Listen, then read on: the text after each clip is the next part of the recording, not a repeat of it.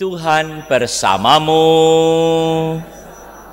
Inilah Injil suci menurut Yohanes. Pada waktu itu dekat salib Yesus berdiri ibu Yesus dan saudara ibunya Maria istri Kleofas dan Maria Magdalena. Ketika Yesus melihat ibunya dan murid yang dia kasih di sampingnya, berkatalah ia kepada ibunya, "Ibu, inilah anakmu." Kemudian katanya kepada murid itu, "Inilah ibumu." Sejak saat itu murid itu menerima Maria di dalam rumahnya.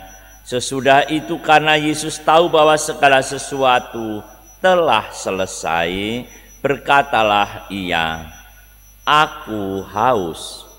Supaya digenapi yang ada tertulis dalam kitab suci, di situ ada suatu bejana penuh anggur asam.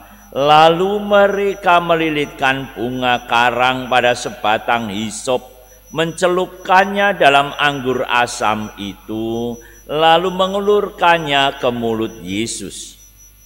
Sesudah minum anggur asam itu, berkatalah Yesus, "Sudah selesai."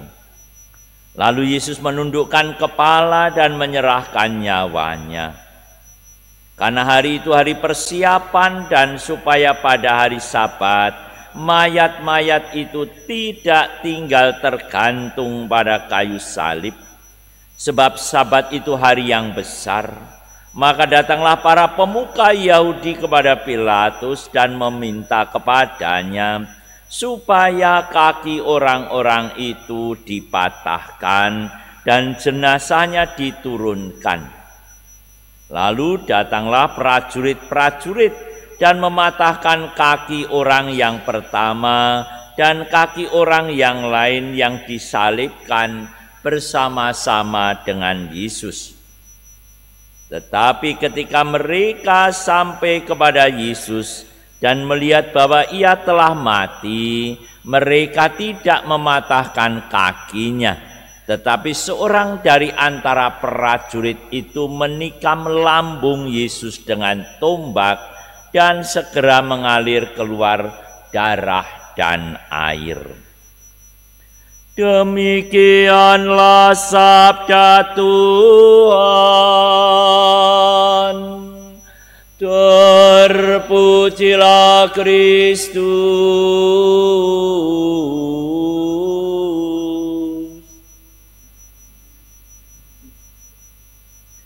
Saudara-saudariku yang terkasih, peran Bunda Maria sungguh luar biasa. Berkat dari suatu risiko kesanggupan. "Aku ini hamba Tuhan, terjadilah padaku menurut perkataanmu," ketika menerima kabar gembira dari malaikat Gabriel. Dan ternyata itu harus dijalani dengan suatu konsekuensi yang sungguh luar biasa berat. Banyak orang ketika berjanji dalam suatu situasi yang menggembirakan, semuanya seperti terang, semuanya seperti baik. Dan ketika baik-baik saja, ketika menyenangkan, apa yang dijanjikan, apa yang disanggupkan dijalani dengan sukacita.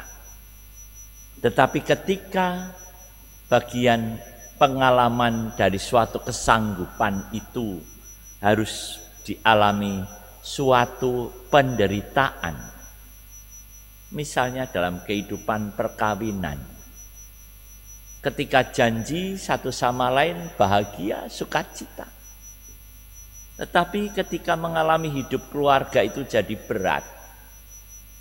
Hidup keluarga itu jadi membuat menderita. Kita belajar dari Bunda Maria. Bunda Maria begitu luar biasa. Dari kesanggupan ketika kanak-kanak Yesus harus dibawa lari ke Mesir. Ketika anaknya tumbuh dewasa, saat-saat membanggakan ketika karyanya begitu luar biasa, diakui banyak orang dengan berbagai macam mukjizat.